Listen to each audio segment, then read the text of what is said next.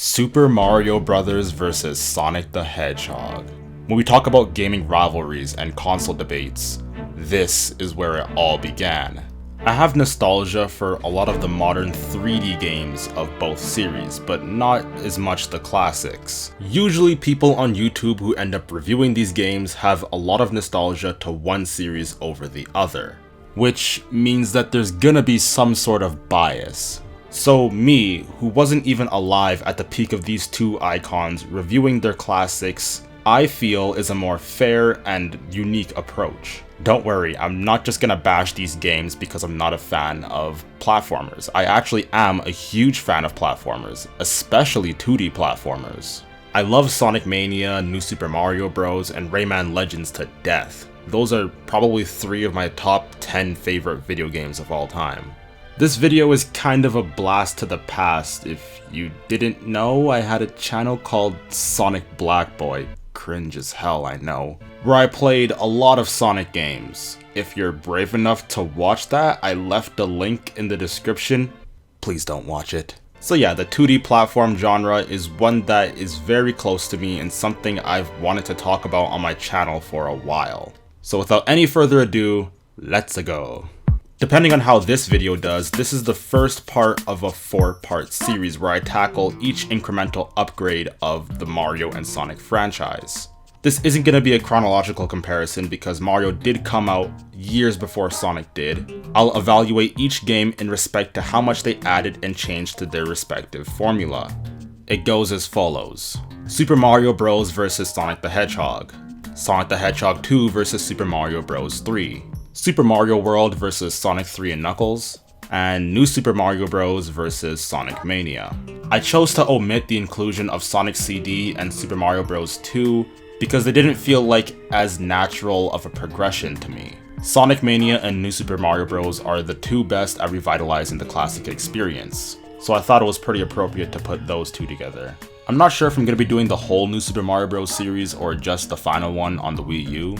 Now that that's been taken care of, let's start this off with Sonic the Hedgehog 1 versus Super Mario Bros. 1. Just as a side note, I'll be playing on the optimal setup for both games, which means Sonic 1 will be on the mobile port with Spin Dash enabled, and Super Mario Bros. Will be the Super Mario Bros. All-Star Pack, where they enhance the visuals. Anyway, let's kick this off with the story. Now there's nothing really to say here. Both of them are extremely simplistic. Sonic is a blue anthropomorphic hedgehog which has to save all the animals, and Mario has to save a princess. There's nothing really to see here, so I can't really give a winner to anyone in this category. They're both equally simplistic. Psych! Sonic has a really subliminal theme that most people don't really give it credit for. It's about animal abuse, slavery, and man versus machine. Or in this case, animal versus machine. This motif is further emphasized every time we fight a boss and see how Robotnik is the only one in this world with any form of technology. After we beat him, we release the capsule he was holding all the animals. Robotnik is using these helpless animals to control his robots. And yeah, we're breaking them free. It's a cool little story. And now I feel like some sort of vegan. So for story, I'm gonna have to give the very slightest of edges to Sonic. Gameplay. Now to remind you, I did play this game on my phone, but eventually I got so frustrated trying to beat Labyrinth Zone, I just said fuck it and I got on my computer. I understand the phone is technically the best way to experience the game, stable frame rates, ability to play as Sonic, Tails, or Knuckles, spin dash, widescreen support, fixes that stupid spike glitch. Seriously, how did no one notice this before release? It's so painfully obvious. On my Samsung Galaxy S8, I can go super widescreen mode, which is great, but it's also pretty buggy.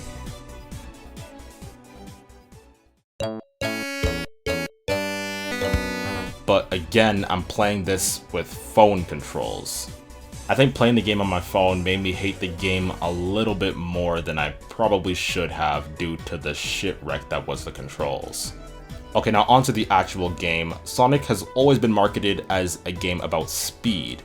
However, there has never been a bigger marketing scam in the history of gaming. After Green Hill Zone, all that blast processing is thrown out the window in favor of meticulously designed, tightly woven platforming sections. In fact, oftentimes you get penalized for going fast. This is why Green Hill Zone is so great, as seen as how many times they use this stage in modern Sonic games. It's open, it's fun, you've got a lot of loops, and instead of stopping your momentum by putting in spikes, they just put in a really vertical slope, and then you just fly through the air collecting rings. It's neat. Every Sonic level should do this. A common slogan in the Sonic community says that you get to go fast once you memorize the levels. But I just don't agree with this. Unless you're a speedrunner or you've played this game like dozens and dozens of times, there's no way you're actually going to memorize every set piece this game has to offer. Because these levels are so densely packed with multiple passageways, especially later on in the series, it's almost impossible to memorize every single piece of level design and how to best combat it. What you will memorize is the general level theme and gimmicks the stage has to offer. And it's once you learn how to traverse through those that you will really learn how to get through these levels quickly. Sonic isn't about speed, but rather understanding the levels and using their gimmicks to your advantage.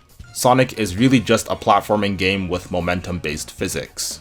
He controls in a way that makes him feel tight, but under the right circumstances, he has seemingly endless speed. Don't get me wrong, you can move fast in his levels, but they aren't really facilitated in a way that really accentuates it. This is the biggest problem with Sonic 1. Sonic can move fast, but he's never really given the chance to. Now, skipping all that mumbo jumbo, I don't think Sonic 1 is a very good game. In fact, I think it's garbage. Straight up horse shit. Green Hill Zone is really fun, and honestly one of the best levels in Sonic history. Marble Zone is just boring, there's tons of waiting around for some reason. Spring Yard was alright, playing with the balls was pretty fun. I actually really like how they play on the physics of Sonic in a fun and creative way, instead of some predetermined path in the name of spectacle. Labyrinth is horrible. Thanks to my phone and its tight controls, this stage has become my least favorite stage in the history of stages that have ever existed. I hate this stage. Imagine playing a game with already somewhat limited mobility and then they just make it slower. What the fuck? In the later games, they designed the levels around the water to make them more bearable, but even still, fundamentally they're just not fun. Give us a completely new set of controls like Mario or Rayman. I know Sonic's whole shtick is that he can't swim, but come on. At least don't make entire levels forcing you to do it. Going underwater already makes the game inherently less fun. The creators even know this. If you press the switch and get back up, you can skip a sizable portion of Act 1. This is not good game design. Now, if you like the stage, I'm sure you'll find orgasmic levels of pleasure fighting this boss, alright? So let me tell you a little something about this boss. You're not actually fighting the boss, you're fighting the stage. Seems pretty creative, right? It's like you're traversing a vertical obstacle course. Yes, you heard me, a vertical obstacle course. Since it's designed vertically, if you get hit, you could potentially fall all the way back to the very bottom. Not to mention the water's creeping up on you, so when you fall back down, you have to race the water as well. Because you have less mobility in the water, it just makes it unreasonably hard. And to top it all off, right, when you die, you're given no rings to retry this. Like, do they expect me to beat this boss without any rings? Why did I say that in a sort of English accent? Starlight Zone was a nice shift. The stage was relatively fun if I'm being honest. The same can't be said for Scrap Brain Zone. Holy hell, this stage is so needlessly hard and I hate it. Who thought it was a good idea to bring back Labyrinth Zone for Scrap Brain? Moving on to the bosses, Robotnik always uses the same metal ball, but he just attaches something different to it each time. No matter how many times we beat up that ball of his, he keeps on rebuilding it and somehow attaches something to it. In the new games, he makes something new every time we see him, but in the original, he just has his silver ball. I actually really like the approach. There's a weird beauty in the simplicity. The bosses themselves are alright. I'm not really a fan of bosses in platforming games in general, I never have been, so this really isn't saying much. This game is bad. Really bad. but I would be lying to you if I told you the blueprint for a good game wasn't in the making. Sonic 1 is merely a semblance, a small fracture of what that game could look like. I'll be talking more about control later on, but for now, when I wasn't breaking my fingers over the phone controls, he felt really nice to control. He's got a little bit of beef to his body and it feels nice to gain momentum, aka Sonic has inertia and it feels nice. Rolling around at the speed of the screen is still genuinely really fun. Even 25 years later, I still get a little bit of a thrill rolling through that Green Hill section. But when Sonic goes underwater, all of that is gone. He just lacks mobility and it's just not fun. Speaking of a lack of mobility, Mario can't go backwards. I don't know what kind of crazy, innovative, ingenious level design staff were at Nintendo that decided this would be a logical course of action. Only the truest of masterminds would have had the brains to come up with the intricate game decisions behind the first Super Mario Bros. Title. Only the cutting edge of game designers would have thought of this. For real though, this discourages exploration and it's a weird way of punishing the player. I don't know whose idea it was, but it wasn't a good one. They never bring this back in the future Mario games, so they definitely knew this. And Super Mario Bros. 2 and 3 don't have this, so it's not a technical limitation. But honestly, I'm exaggerating it, it's not actually that big of a deal. Well, let's not beat around the bush, the game sucks. Both Mario and Sonic have extremely linear level design, as all platformers do. However, the game design philosophy behind the two games couldn't be more different. Mario is more about quantity, whereas Sonic is more about density. Mario has, 32 levels, and Sonic only has 18. However, Sonic has tons of aspects packed into the level. They aren't necessarily longer than Mario's levels, but there's a lot more pathways, aka depth, packed into each level. For their first outings at least, I definitely prefer Mario's approach. I hated most of the Sonic levels I played, but I can't say the same for Mario. It wasn't until World 6 or 7 where the levels started to get unreasonably hard. However, they didn't feel unfair. Aside from the controls messing me up a lot of the times, which I'll be talking a lot about later, the level design was consistent and had a nice difficulty curve.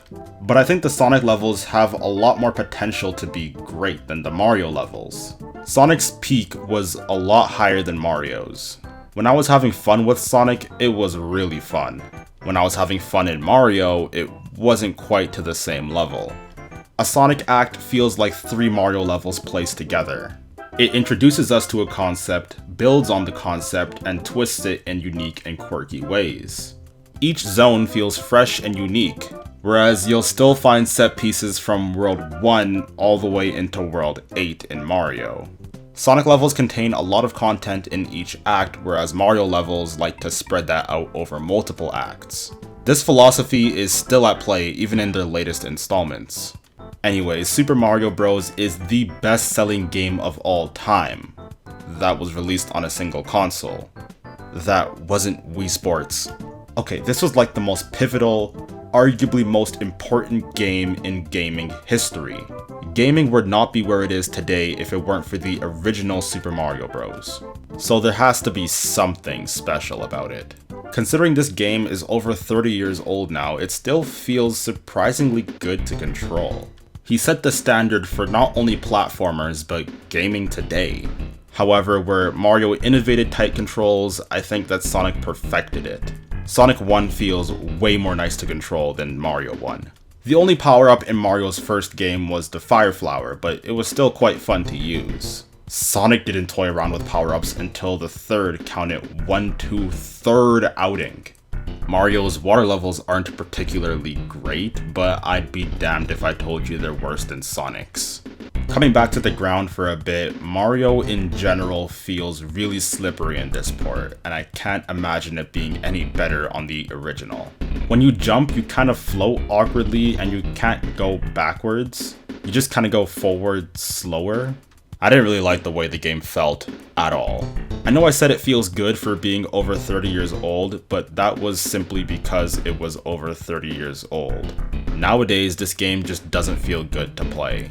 I think, or at least I thought, I was pretty good at platformers, but this game made me bring out the save states, straight up. There was no way I was beating this game without them. I don't think I've ever used this in a platforming game before, but this was a rare exception. There was no way I was gonna deal with that archaic live system. Running in this game feels especially unsatisfying. You can hardly tell when you're running, and you absolutely cannot do anything after you jump. You're fully committed to your trajectory. Never in my life have I felt so much anger time after time seeing your princess is in another castle. Especially towards the end when I was just getting tired of this game and it started to get especially difficult. Mario's difficulty curve and level design felt a lot more organic and fair compared to Sonic's. The same thing can't be said for his controls, but I digress. There's no forceful trial and error, apart from the world's 7 and 8 castles actually. For those castles, I had to straight up Google how to beat them. You had to go through them in some super specific order, an order I was not trying to find out by myself. However, aside from those two levels, if you take your time and understand the controls well enough, you can beat all of these levels without any prior knowledge or trial and error. Unlike Sonic, where the levels felt kind of unfair sometimes. But that still doesn't stop Super Mario Bros. From being generally a more challenging game, which I think is completely due to the controls. Some parts of the game would be hard regardless of the controls, but some parts just feel like they're only hard because of the controls. The fact that I was forced to use save states to beat this game says a lot. The way Sonic felt in the mobile port I was playing was just so organic, so natural. Despite Sonic having the ability to move more quickly, his platforming feels a lot more precise and easier than Mario's. Sonic is held back by his level design, whereas Mario is held back by his physics. I didn't talk about the Mario bosses, but honestly they were kinda lame anyway. Pound for pound, overall, I have to give this category to Sonic. Mario may have more levels, but Sonic's levels are packed with more content. Mario's water levels are better, but Sonic on land feels much better to control. Great controls and bad level design is more forgiving to me than great level design and bad controls. Overall, I'm gonna give the slightest of edges to Sonic. The next category is replay value. What content makes you want to come back? I can't tell if it's because I hated both of these games, but I felt absolutely no inclination to go back and do anything. With Sonic 1, I felt no need to go back and collect all the Chaos Emeralds. The special stages are seizure-induced Cat in the Hat and Knuckles type shit I never want to play again. There's no Super Sonic either. The only reward you get for collecting all the Chaos Emeralds is getting a cool ending, which I can just Google on YouTube anyway. I felt no need to play as Knuckles or Tails either, I just never touched the game on my phone again. In Mario there wasn't any post-game. There's hidden passages in World 1, 2, and 4, 2 where you can go into different worlds. There might be more, those are just the only ones I found. I think that's the only form of hidden content the game actually offers. In World 1, 2 you can go all the way up to World 4. I purposely chose to avoid it because honestly,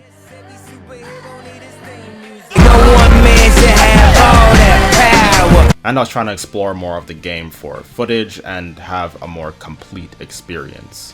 Sonic has taught me to naturally stick to the high path, so I naturally found these secrets no problem. Speaking of different passages, Sonic generally has a lot more alternative paths you can go through, which gives me a little bit of incentive to go back and play. They both have lacking post games, but at least Sonic gives you a little bit of something to do after the game is completed. So yeah, again, this category is gonna go to Sonic.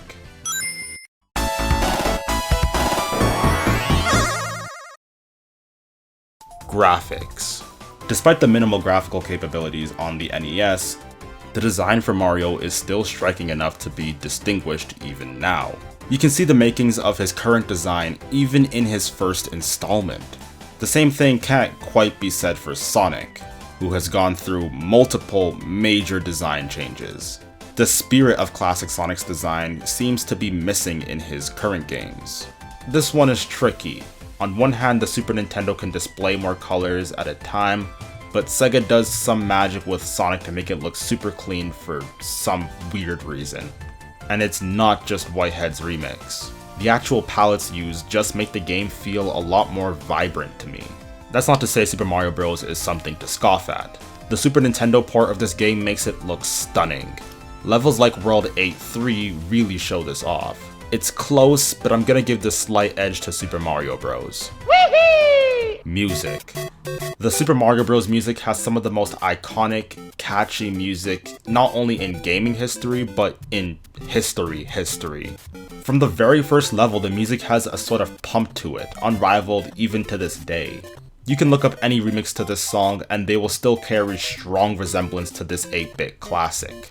Even despite the enhancements in sound quality we've received over the years, I still think the 8-bit version sounds the best. Nintendo didn't just create a song and then convert it to 8-bit, but it honestly feels like the songs they composed were actually optimized, fine-tuned for the 8-bit sound chip. Even with the quote-unquote enhanced port I was playing, I still find myself preferring the 8-bit songs. 16-bit, 32-bit, 64-bits can only make minor, incremental improvements to this already amazing soundtrack. Sonic's music isn't anything to gloss over either. Green Hill and Spring Yard are probably my favorites in the game, but in all honesty, they're all great. Even Labyrinth Zone. But comparing them to the iconic masterpieces Mario has to offer, I don't think Sonic stands too much of a chance. The Mario music just feels so bouncy, iconic, and better composed to me. I especially like the water theme on the enhanced port, so I'm gonna give the convincing edge in music over to Mario. And there we have it, Sonic wins 3-2.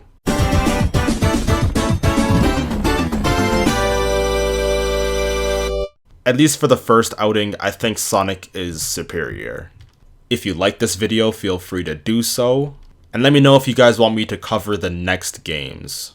I'm not gonna commit myself to doing this again if the demand isn't there. So yeah, let me know if you want me to continue this. Alright, peace.